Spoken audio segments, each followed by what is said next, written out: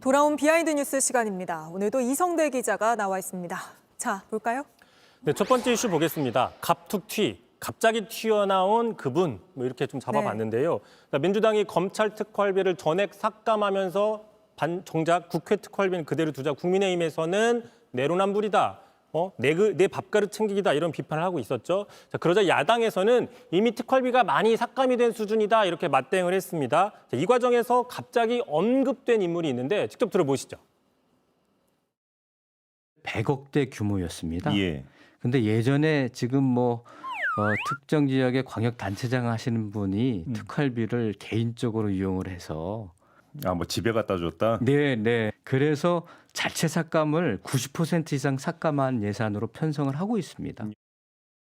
자, 이 단체장 누군지 혹시 아십니까? 실루엣만 봐도 많은 시청자분들이 아실 수 있을 것 같은데 홍준표 대구시장 아닙니까? 그렇습니다. 바로 이 특정 단체장이라고 언급된 사람 홍준표 현 대구시장입니다. 2015년이었죠. 성완종 리스트 당시 수사에 오르자 당시 이 뭉칫돈이 어디서 났나는 그 의혹에 대해서 해명을 하면서 그보다 앞서서 2008년이죠. 한나라당 원내대표 시절 운영위원장을 하면서 받았던 특활비 일부를 갖다 썼다. 이렇게 자기 고백을 하면서 논란이 된 겁니다. 자, 당시 발언 한번 들어보시죠. 그거 나한테 넘으면 내 돈 아닙니까? 그 집에 갖다 주는 게 무슨 그게 내 활동비 중에서 남은 돈은 내 집에 생활비로 줄 수 있습니다.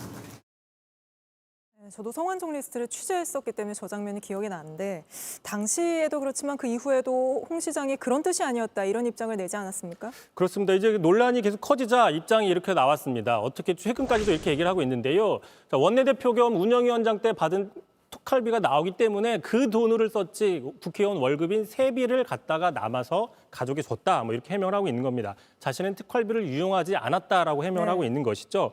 하지만 이런 비슷한 논란이 나올 때마다 홍준표 시장 사례가 늘 거론이 되는데 바로 최근입니다. 이재명 대표가 경기지사 시절 그 법인카드를 1억 원 넘게 썼다는 혐의로 지금 기소가 됐죠. 이때도 이 홍준표 시장 사례가 언급이 됐습니다. 직접 들어보시죠.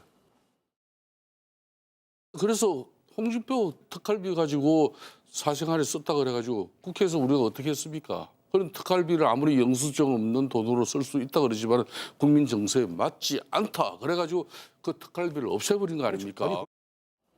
국민의힘 쪽에서도 홍준표 시장 때문에 국회 특활비가 삭감된 거다 이렇게 얘기하는 거군요.